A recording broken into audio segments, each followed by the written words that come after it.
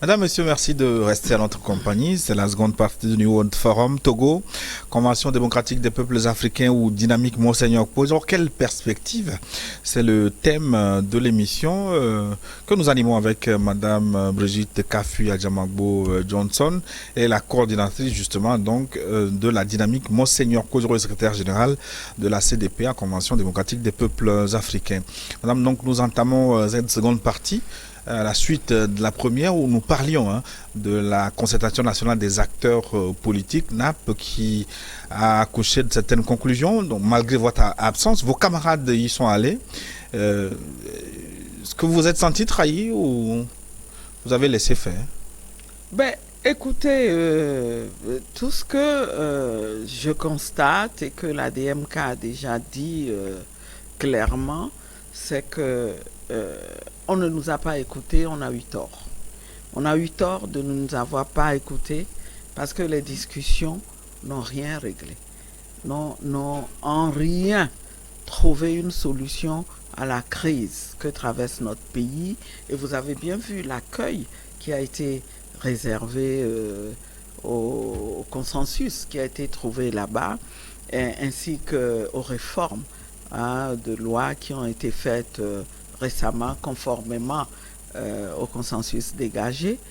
Il faut regretter qu'on ait perdu le temps à notre pays, encore une fois. Ces 6 mois de discussion auraient dû être utilisés pour faire quelque chose de sérieux. Mais vos camarades de l'opposition se sont félicités en majorité des relevés de conclusion de la CNAP. Je ne vois, c'est vous qui le dites, mais je ne vois pas beaucoup d'enthousiasme de la part de ceux qui y sont restés jusqu'à la fin.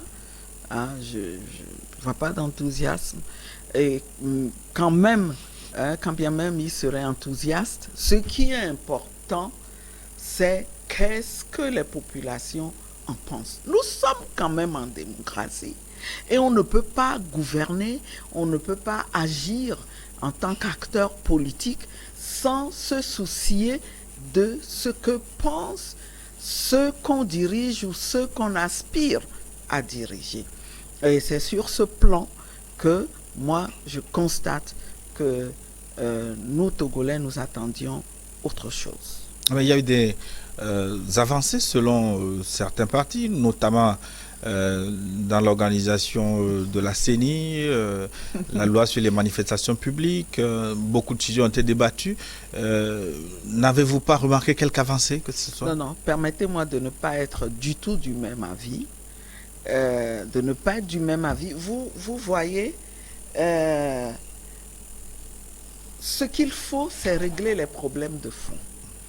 Pour qu'on accepte, par exemple, d'avoir une CENI qui soit une institution qui ait une certaine crédibilité et qui inspire confiance aux citoyens et aux électeurs, surtout, il faut soi-même qu'on ait adhéré à l'idée d'une alternance possible. Et nous en sommes encore là, Monsieur Bokor. Nous en sommes encore là.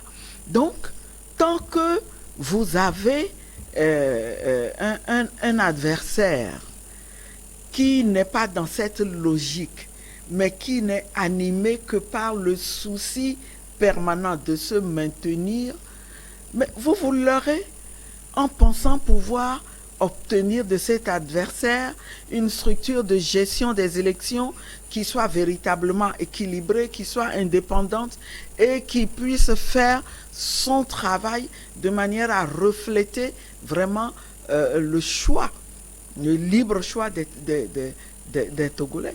Et après autant d'années d'expérience, nous devrions pouvoir mener la réflexion et tirer ces conclusions et faire les choses autrement. Les téléspectateurs sont très nombreux à vous poser des questions. Ils peuvent d'ailleurs le faire par WhatsApp au 96 46 10 31, 96 46 10 31, précédé de l'indicatif plus 228. Plus 228 96 46 10 31. Nous allons vous relayer la question du 92 38 72, 92 38 72. C'est Sodigbe Kofi Aliou qui nous écrit d'Adidogome. Je suis contente de vous, écrit-il. J'ai des questions à vous poser. Plusieurs questions, une série de questions. La première, après 15 ans de lutte, quelle est l'expérience que vous avez acquise afin que dans les jours à venir, vous ne soyez toujours pas déçus? Quelle est la meilleure façon de procéder pour maintenir la confiance et le courage au sein de la population? Le mot démocratie a-t-il sa place au Togo? Les générations de la crise politique peuvent-elles encore avoir courage de vous soutenir? Est-ce que la communauté internationale doit venir régler les problèmes à votre place? Sodigbe Kofi Aliou. Je remercie mon compatriote qui a posé ces questions-là. Je vois qu'il s'interroge beaucoup. Après 15 ans de lutte, quelle expérience j'ai tirée et comment faire pour maintenir le courage, garder, continuer à donner du courage aux Togolais. Eh bien, ce qu'il faut, c'est expliquer aux Togolais que c'est ensemble que nous devons faire. Qu'il y a des peuples qui ont lutté avant nous et qui ont mis des années pour obtenir ce qu'ils veulent, mais ils n'ont pas abandonné. L'expérience, la leçon, une des leçons que j'ai vraiment tirées de ce parcours que nous avons fait ensemble en tant qu'acteurs de l'opposition, c'est que nous devons faire en sorte que les citoyens se sentent plus responsables de l'action collective que nous devons mener pour atteindre nos objectifs. Je m'explique. Nous sommes au Togo et depuis que nous avons continué la lutte, nous avons entamé la lutte, nous avons toujours pensé que les leaders qui sont devant, c'est à eux qu'il revient de mener cette lutte-là et nous on les soutient. Vous savez, il y a des expressions qui ne trompent pas. Quand on vous voit dans la rue, on vous dit on vous soutient. En effet, permettez-moi d'utiliser cette langue que je connais, on dit milengbe domenemi. Ça veut dire quoi? On vous voit, vous, au premier plan. On considère que c'est d'abord vous qui êtes concerné, c'est vous qui savez faire et c'est vous qui devez faire. Mais en fait, le processus dans lequel nous sommes en ce moment, c'est justement d'expliquer aux Togolais que il ne revient pas uniquement aux chefs de partis politiques de mener ce combat et d'obtenir des résultats.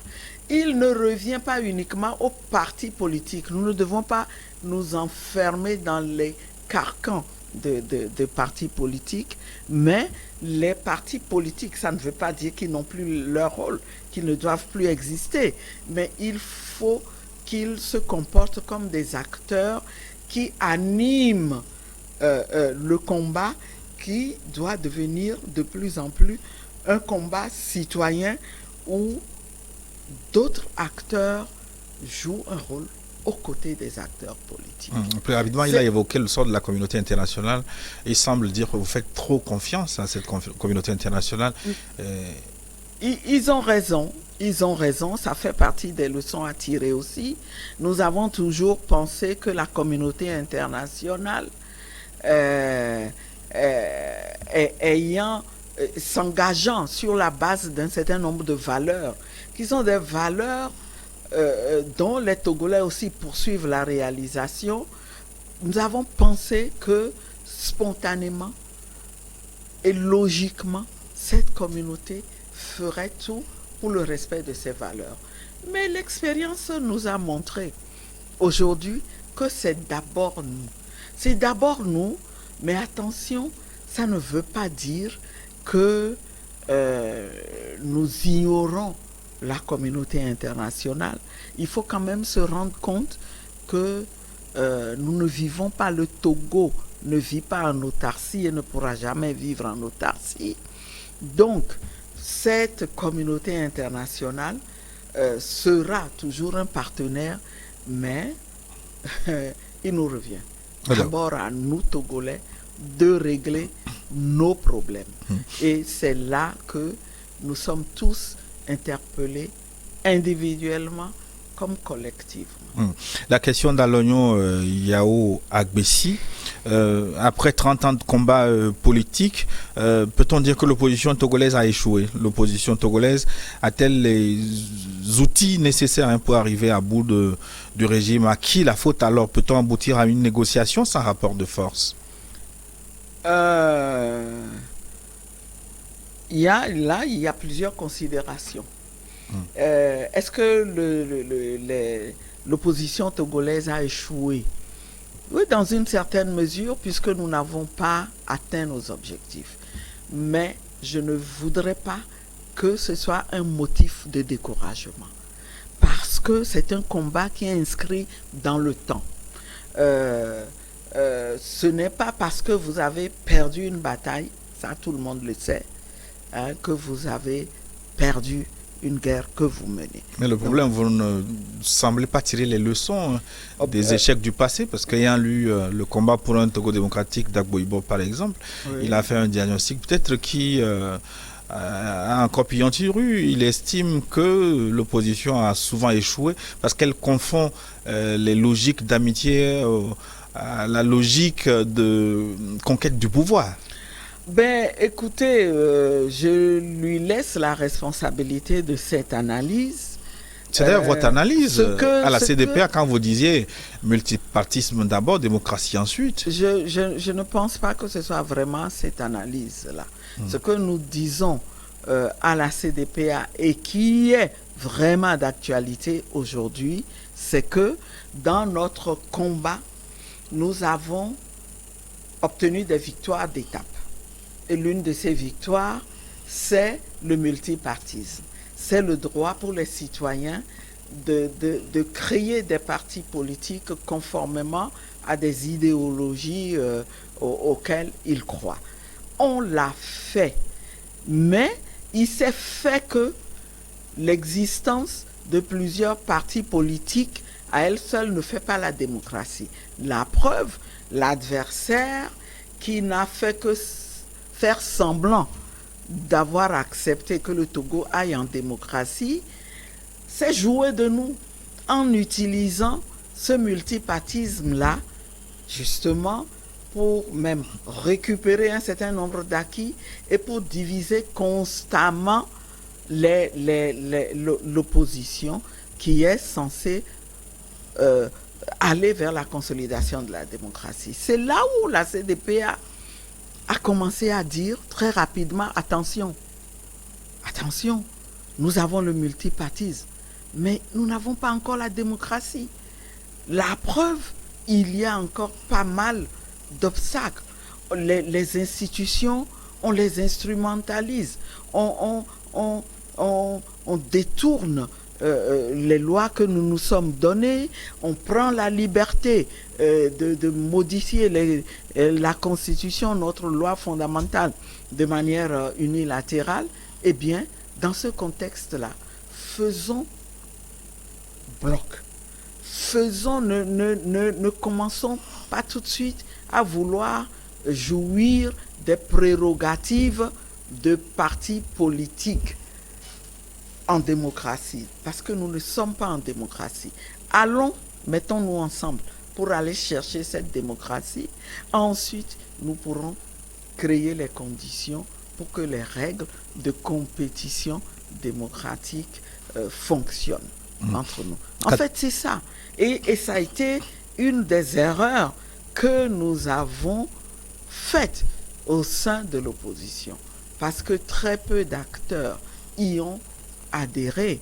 Maintenant, on se réjouit de ce que de plus en plus d'entre eux comprennent que aucun parti, à lui tout seul, ne peut faire quoi que ce soit, ne peut vraiment avancer dans ce combat-là. Et puis on dirait que la DMK n'a pas beaucoup aidé à la cohésion de cette opposition. Est-ce que finalement, votre dynamique n'a pas plus contribué à diviser en lambeaux En quoi je ne suis pas du tout de votre avis lorsqu'on voit la philosophie de base de la dynamique et qu'on se réfère à tout le processus au terme duquel la dynamique a été mise en place. C'est une dynamique qui vise à rassembler.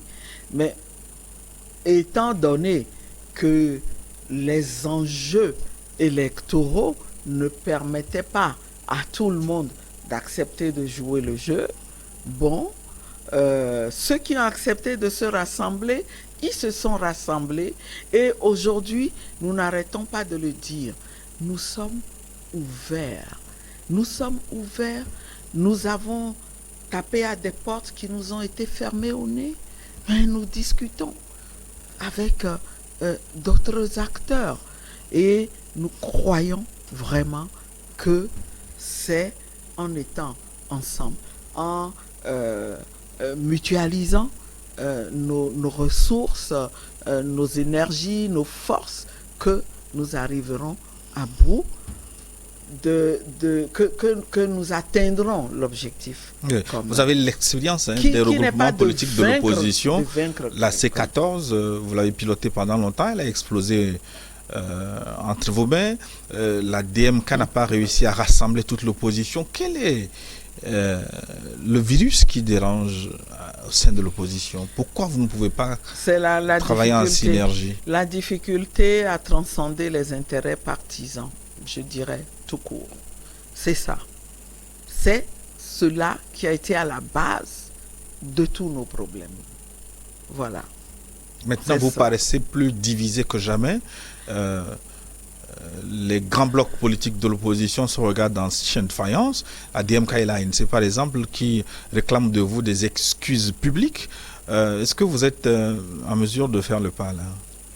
Lequel? Présenter des excuses. Monsieur Boko, ce que je sais, en tant que responsable de la CDPA, c'est que nous avons adhéré à la DMK, à la CDPA d'ailleurs tardivement.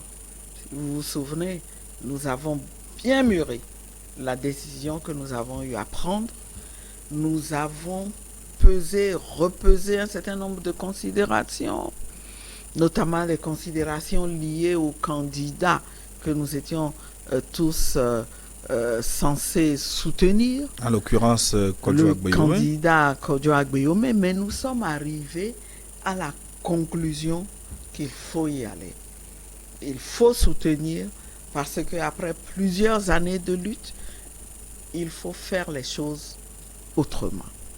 Il ne faut pas penser nécessairement que le candidat qui fera l'affaire devra ne jamais avoir géré le pays, devra être de l'opposition de tout temps, devra avoir un poids politique. D'ailleurs, un critère qui pose problème lorsqu'on sait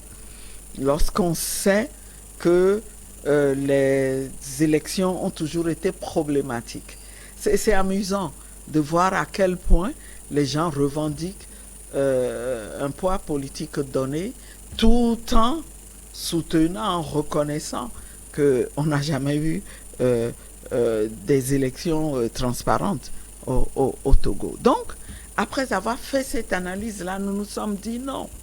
Ce qui doit prévaloir, c'est la ligne que la CDPA a toujours défendue. Démocratie d'abord, multipartisme après. Les acteurs, un maximum d'acteurs se sont rassemblés quelque part sur l'initiative de Monseigneur Kodjo qui nous a consultés, non seulement au niveau du parti, mais qui a consulté les chefs de parti individuellement dans leur cadre de vie privé. Nous nous sommes dit, les gens sont rassemblés là-bas. Nous avons pour une première fois une autorité religieuse qui s'engage, et c'est un acte rare dans l'histoire, à nous conduire, à faire en sorte que nous restions unis et que nous relevions le défi de l'alternance. Nous n'allons pas être du reste. Nous allons faire prévaloir notre slogan « Démocratie d'abord, multipartisme après ». Maintenant que l'élection est passée et que vous êtes passé à côté de la plaque, en tout cas vous n'avez pas gagné de toutes les façons, est-ce qu'il n'est pas temps que la CDPA retrouve son indépendance, refasse son chemin?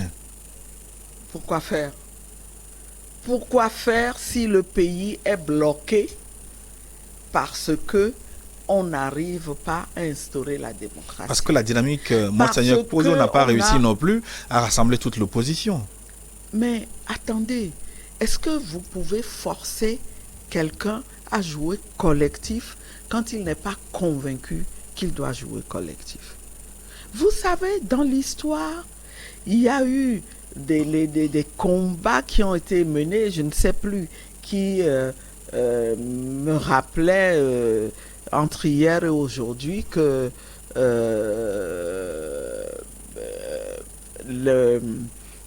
pendant la Deuxième Guerre mondiale en France, le combat de la résistance, il a été mené à peine par 5% de Français. Les 5 autres pourcents ont collaboré avec l'occupant. Si les 90%, bon, ils sont restés observateurs, mais parce que ceux qui ont voulu mener le combat étaient déterminés, étaient soudés, eh bien, ils ont pu ramener la victoire à tout le monde. Ne croyez surtout pas que nous ne voulons pas rassembler tout le monde. C'est ça le souhait. Mais si, en attendant que les autres vous rejoignent, si vous rejoignent, c'est bien.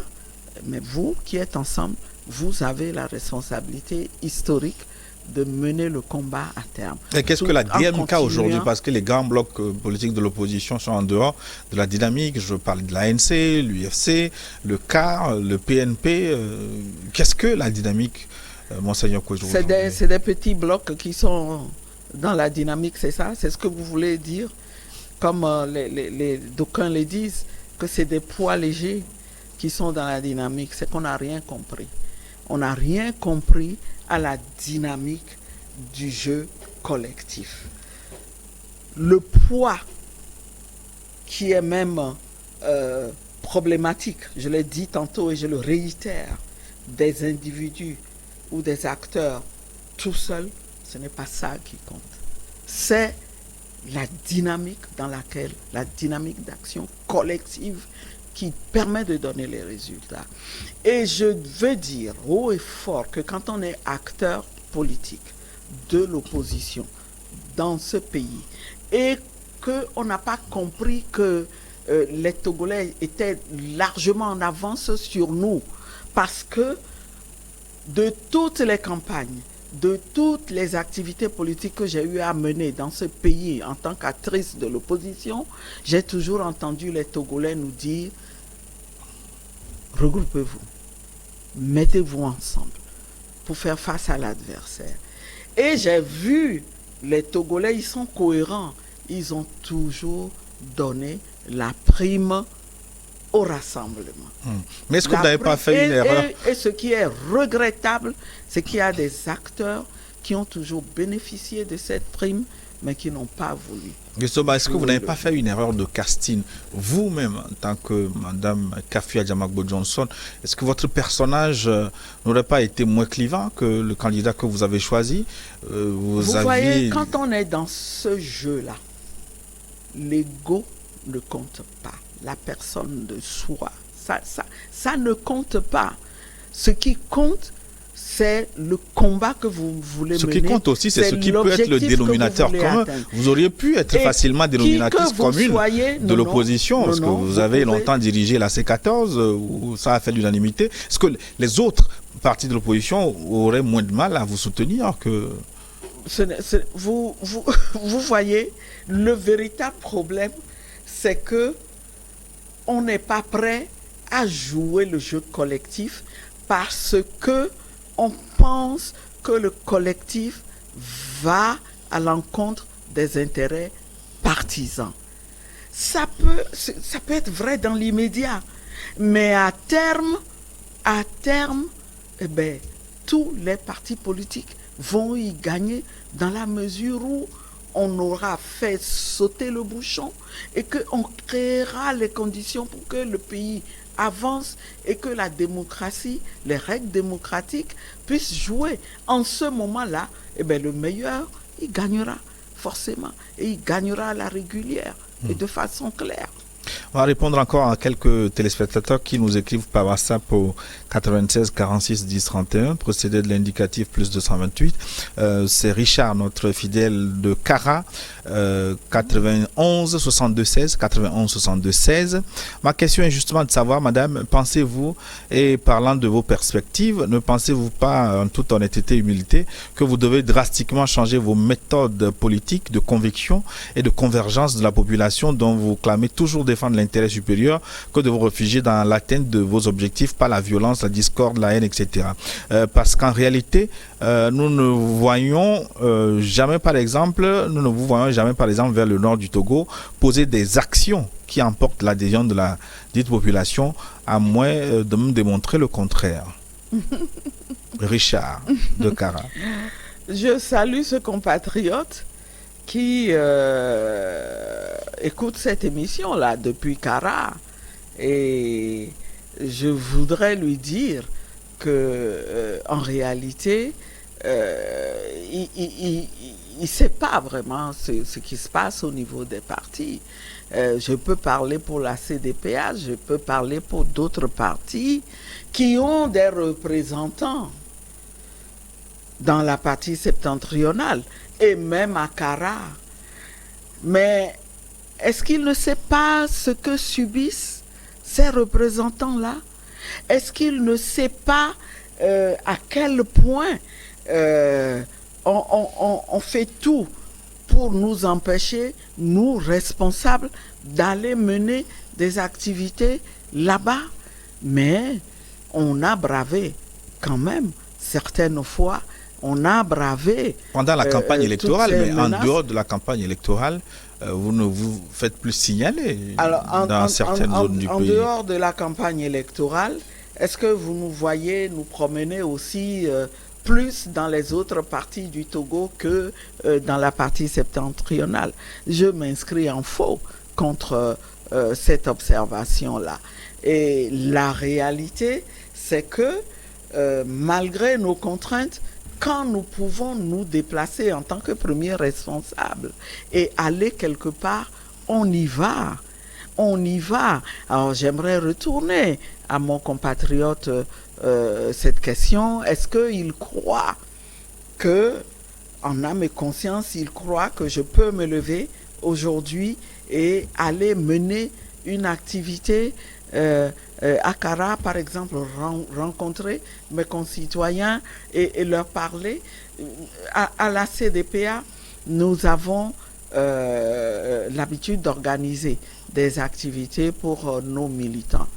Mais vous savez le mal que nous avons cette année où nous voulons, avec l'appui d'une fondation qui est de la social-démocratie, donc une idéologie que nous partageons, où nous voulons aller faire une formation sur la participation citoyenne pour nos militants, mais aussi pour nos autres concitoyens.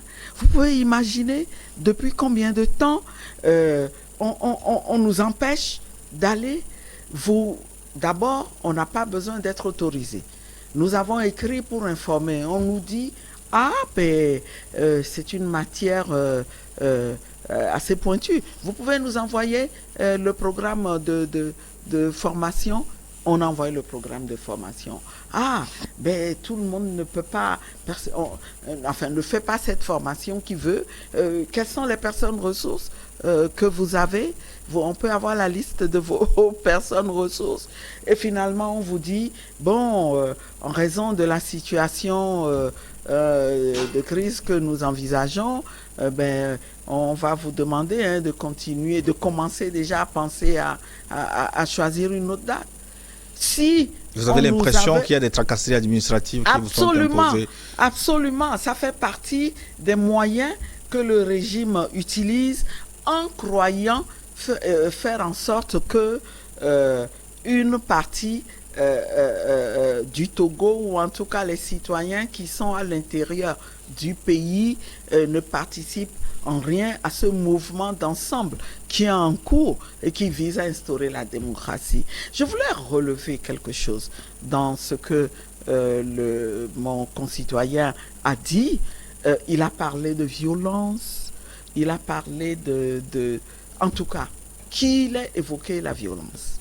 Au sujet du combat que l'opposition mène, je m'interroge. Je m'interroge sur la bonne foi, quand même, de ce combat. Vous ne consentez pas que le discours de la DMK est quelque peu plus musclé que les interventions plus tenues de la CDPA, par exemple? Que les interventions de quoi? Que la ligne habituelle de la CDPA. Que je suis de la DMK, alors j'ai perdu mon identité en tant que parti d'opposition menant un combat. Il n'y a jamais eu un parti aussi ferme et constant dans sa position. Mais finalement, donc justement, que devient la CDPA? Est-ce qu'elle n'est pas devenue soluble dans la DMK? Non, c'est vous qui le croyez. C'est vous qui le croyez. La CDPA est dans la DMK et joue le rôle qui est le sien dans la DMK aux côtés des autres partis membres de ce regroupement. Voyez, justement, c'est ce genre de raisonnement qu'on utilise pour tromper les partis politiques et les amener à ne pas vouloir jouer le jeu collectif. On flatte votre ego, on use de tous les moyens. Mais chez nous, ça ne marche pas.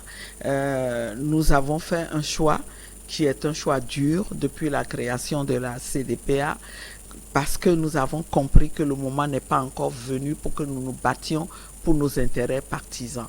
On a fait l'objet de railleries dès le début. Nous avons entendu des réflexions du genre ils savent qu'ils valent rien, alors que Dieu seul sait la contribution que notre parti a apportée au combat depuis le début. Mais enfin, ce qui intéresse aujourd'hui les Togolais, c'est comment faire pour mener à terme ce combat. Et je voudrais dire, nous y sommes. Vous dites, est-ce que l'opposition a encore les chances de mener ensemble ce combat? Puisque vous semblez dire que la population... Dès l'instant où nous n'avons fermé aucune porte. Je pense qu'il y a toujours une chance que nous fassions avec tous ceux qui veulent. Nous n'avons pas d'autre choix parce qu'il est temps qu'on avance. Notre pays, le Togo, est bloqué. On ne peut plus se permettre de trouver des solutions qui ressemblent à des placebos qui laissent le mal intact et qui font que les Togolais continuent de vivre un calvaire, un véritable calvaire. Il faut. Et vous laissez la porte ouverte, ça semble dire, que vienne à vous qui veut, est-ce que vous ne pouvez pas être dans une attitude plus offensive en allant vers les autres plutôt que de Nous le vouloir faisons. dire... Nous le faisons, mais on ne peut pas le claironner. On ne peut pas le claironner. Il y a des discussions en cours avec des partis politiques qui ne sont pas de la DMK. Mais est-ce que la DMK n'a C'est pas ce que fait son époque? Est-ce qu'il ne faut pas aller à autre chose, justement? Beaucoup de téléspectateurs posent ce genre de questions. Attendez. Est-ce que le Saint-Esprit n'a pas fini de faire son œuvre? Alors là, vous entrez dans un débat qui risque de nous emmener très loin. Ce dans quoi nous nous sommes engagés, c'est dans un combat qui a une dimension spirituelle importante. Mais à côté de ce combat spirituel, eh bien, nous menons aussi le combat politique. Alors vous nous dites, est-ce qu'il n'est pas temps d'aller à autre chose que la DMK? Qu'est-ce que ça veut dire? Est-ce que ça veut dire qu'il est temps de passer par perte et profit le choix que les Togolais ont fait le 22 février 2020? Il est temps de mettre aux oubliettes le désir profond d'alternance des Togolais. Si c'est ce que vous voulez dire, eh bien, la réponse est non. On se battra toujours pour cette alternance pour laquelle nous cheminons. Et nous sommes à un certain niveau. Il s'agit de capitaliser sur ce qui a été déjà réalisé pour arriver à cet objectif-là dans l'intérêt de tout le monde. Et justement, la question Donc, se pose parce que si on vient la prochaine avec une élection ruse présidentielle, c'est en disant, en 2025. allons à autre chose. Allons à autre chose. C'est-à-dire, passons l'éponge. D'ailleurs, les Togolais ne vous suivront pas. Oui, mais la question, c'est que la prochaine élection présidentielle, c'est en 2025. Il vous reste moins de 3 ans, madame. Si vous voulez rester dans la dynamique de l'alternance, il faudra à un moment donné oublier 2020. C'est un argument politique classique que nous avons toujours suivi, sur la base duquel nous avons toujours fonctionné. Mais justement, ça a donné les résultats que ça a donné. Et au lieu de courir après des élections pour un certain positionnement, nous pensons que ce qui est plus urgent, ce qui est prioritaire, ce qui est salutaire pour les Togolais et pour nous-mêmes acteurs politiques, c'est qu'on règle le problème de fond du Togo, qu'on ne continue pas de l'ignorer, qu'on ne continue pas de trouver des solutions qui n'en sont pas et qui font que nous traînons la crise depuis plusieurs décennies. Que nous sommes le seul pays où, pendant 55 ans, nous avons eu un seul régime. Nous sommes objets de curiosité et de raillerie quand nous sommes dehors. On se demande si c'est des êtres humains qu'il y a au Togo ou si c'est des moutons qui y vivent. Nous sommes des êtres humains intelligents, pensants, pacifiques, mais qui veulent le changement. Voilà. Mais que faites-vous? Qu'allez-vous faire? Quelles sont les perspectives d'ici la prochaine élection présidentielle? Ben, les perspectives, c'est de continuer le combat. On va le continuer sur le plan de la communication pour éveiller davantage la conscience de nos concitoyens, pour qu'ils comprennent qu'au-delà de leurs désirs profonds, ils doivent être actifs, qu'ils ne doivent plus reposer uniquement sur les leaders. Nous poursuivrons Et ça, déjà, c'est un défi. C'est un défi. Parce qu'il suffit que nous veuillions bouger de Lomé pour que nous ayons des problèmes. Mais on trouvera des moyens, on fera avec. Ensuite, nous continuerons à nous battre sur le plan diplomatique. Parce que, qu'elle le veuille ou pas, cette communauté internationale, nous ne disons pas qu'elle doit faire à notre place. Mais ce serait trop facile de laisser les choses se dérouler comme ça se fait. Elle est là, après tout, pour veiller aux intérêts de tous les peuples et non pas faire en sorte qu'il y ait des peuples qui sont dominés au profit d'autres. Nous allons continuer le combat sur ce plan. Vous voyez, sur le plan judiciaire aussi, nous sommes en combat. On va continuer à le mener sur tous les plans. Et ce qui sera important, c'est d'éveiller de plus en plus la conscience des citoyens qui veulent déjà le changement, qui sont déterminés, qui n'arrêtent pas de le répéter. À chaque fois qu'il y a des élections, ils posent des actes pour dire nous voulons le changement.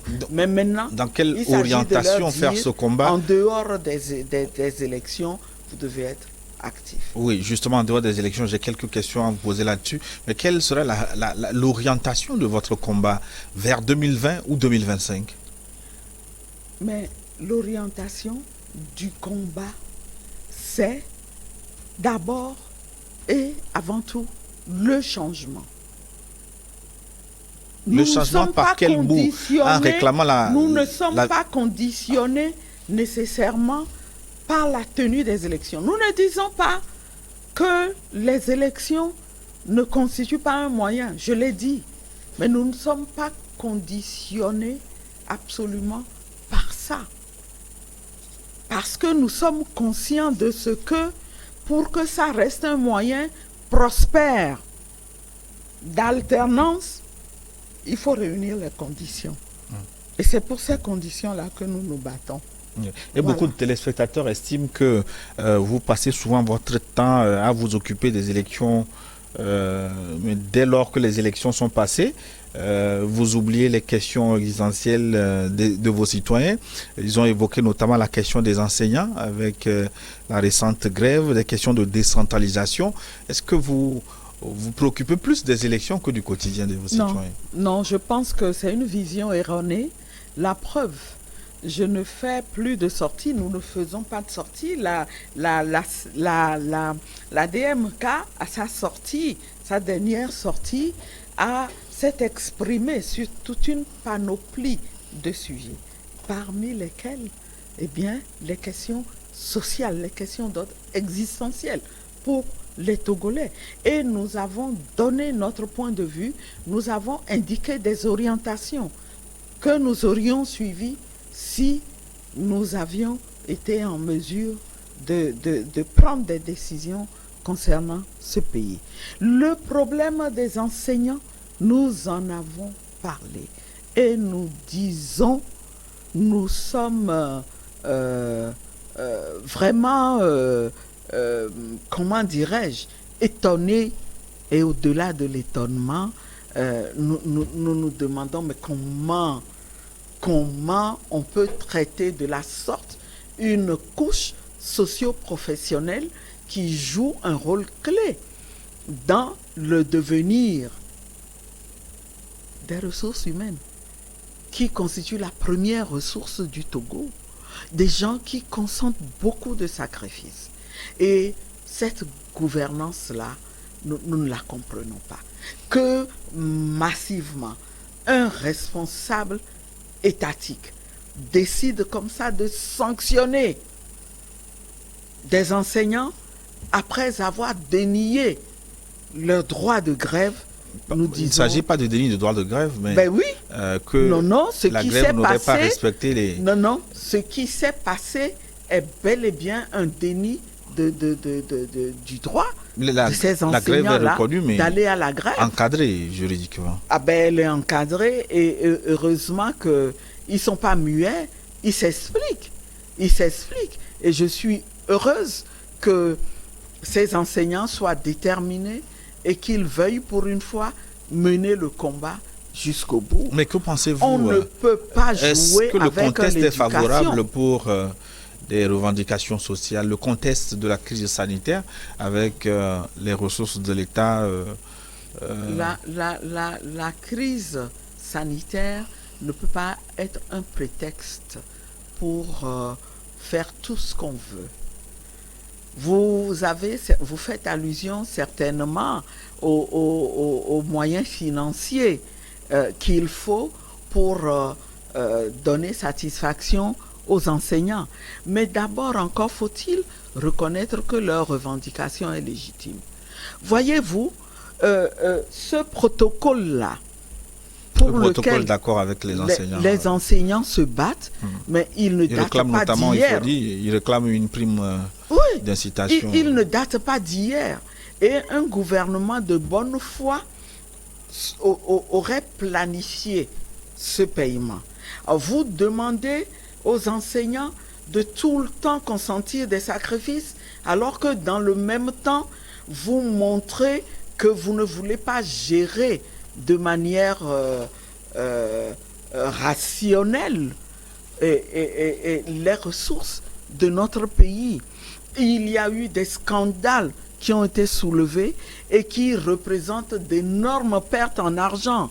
Vous semblez ne leur accorder aucune importance et dans le même temps, vous voulez faire comprendre aux gens qui ont du mal à vivre au quotidien, mais qui ont en charge l'éducation des Togolais, vous voulez leur dire que vous n'avez pas les moyens financiers?